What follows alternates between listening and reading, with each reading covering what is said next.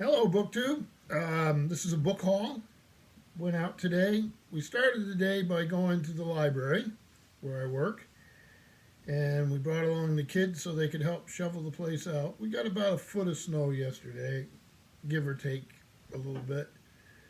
Pretty cold. Problem is, it had been warm a couple days before, so we got big sheets of ice everywhere. So you're always worried about somebody slipping and falling. Um, and then after that, we went around to do some stuff for my truck. And so we went to the Listen thrift store, we went to Newberry Comics, and we went to Books a Million, all up in West Lebanon, New Hampshire. All great places. Then we got back in time to virtually attend our town meeting, our annual town meeting, where we discussed the budget and everything else. And it's done remotely, except for the select board and a few other people are in the town hall, and it does sort of take the excitement out of some of it, which probably is a good thing. So it went fine. Tuesday, I believe, is we vote. So now I have time to settle down and show you what I got. I did pretty good. And then after that, we went to Ollie's after the town meeting, and I got a couple things there too. I do well there sometimes. Other times, nothing happens. But so I'm going to start off with three volumes that I probably have all these titles. I do have all these titles, but I wanted them because of the books themselves. And these are these Penguin Popular Classics. These really like yellowish green things. They're in fantastic condition. I've never owned one of these, this color. And this is The Adventures of Huckleberry Finn by Mark Twain. It's probably hard to see on here. It is a little odd to look at on the shelf even. The next one I got here is Jack London's White Fang and the Call of the Wild. Again, in perfect condition. And then The Jungle Books by Rudyard Kipling. So yeah, I'm glad to have them. Like I say, I've obviously have collected penguins for years. Have lots. I don't know if you call me a collector, but I have tons of titles. I have never seen these, so I'm sure everybody else has, but new to me. And then, really glad to add this. I have a big set of Orwell's letters and all that sort of thing, but this is edited by W.J. West. This is Orwell, The War Commentaries. And I did not have this. And this is, so it looks like his BBC, yeah, I did it weekly on the radio during World War II. Let me get a date on this volume. This is, yeah, BBC, and this is First American Edition, 1985. And who is the publisher is actually Pantheon Books out of New York. Pretty good index, and there's these maps that go along with what he's talking about. So I'm happy to have this add to the Orwell stuff. Then this is one I've had before and I don't have anymore. This is a wonderful writer. This is An American Childhood, Annie Dillard, who was, as they say right here, the author of Pilgrim at Tinker Creek, which is a fantastic book. This is her story of growing up.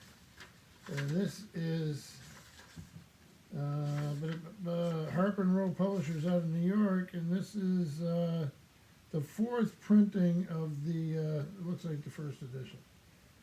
So, happy to have it. Little end paper maps and all that. So, wonderful writer. If you haven't read Pilgrim at Tinker Creek, of course, that's the one to start with. Then, this next one I'd actually like to find the companion to. This is Book Notes, Life Stories, Notable Biographers on the People Who Shaped America. Brian Lamb, the co-host of C-SPAN's Book Notes. There is an earlier volume that's just called Book Notes, I think. But this is all biography. This is Times Books, New York, and this came out when? 1999. Nice couple sections of photos of some of the authors. Who we got here? We have David Hackett Fisher, the great historian and biographer. All sorts of folks covered in here.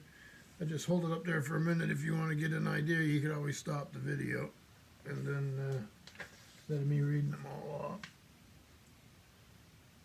So happy to have this. Then I got, and I have never read this, and I know about it. Jeffy Eugenides, Middlesex, a novel. Nice hardcover edition here. I saw it for $1 and I couldn't pass it up, and it's something I should get around to eventually. Author of The Virgin Suicides, which I also did not read. This is Farrar, Straus and Drew out of New York, and this is this is a first edition, 2002. So if any of you have read this, let me know in the notes, the comment section. I mean, what you thought. Then I got a set of 4 volumes. The paperbacks are 75 cents a piece. And so I picked up a pile of them, of a writer I have not read. And these are World War II spy historical fiction. And it's David Downing. These are all these Soho crime volumes. And I guess most of them are all of them are named after a station. They're John Russell thrillers. They're later station. Potsdam Station, Stettin Station, and Zoo Station. So again, if anybody, I couldn't pass them up. Somebody obviously loved them. If any of you know about these and this author, I do know that he's written some other things, and he's also written some nonfiction. Do they have a picture of him on there? Oh yeah, they do. Little teeny thing there in the bottom, but so not bad there. So that was Listen. Then we went over to Newberry Comics, and I'll go through these quick because not everybody's into comics. I got Red Sonja, Valentine's Day special. Got this Keanu Reeves thing, the Berserker, number 7. I've fallen behind reading these. I do have them all. I got number 2 of Hell Sonja. Then Red Sonja number 6, right here. King Conan number 3. Star Trek Mirror War number 4. My wife got a kick out of Picard there. Oh well. And is this one I already looked at? I think I held something up twice. Alright. And then from there, I went over to Books A Million. My daughter needed to get a book. And then I picked up the latest analog science fiction, science fact, March, April 2022. It seems like they've stopped carrying fantasy and science fiction, and I've never seen Asimov's there, so I don't know what that means. So I'll hold up the contents, table of contents, so you can see what that is. You just stop your video if any of that interests you. Good magazine. I always find something I like in there.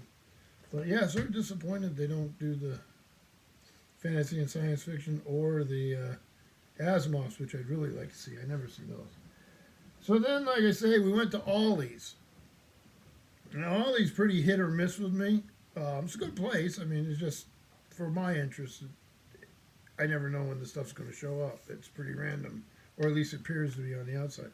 But I did really well today, and I did well a couple weeks ago. This is an epic collection, Marvel.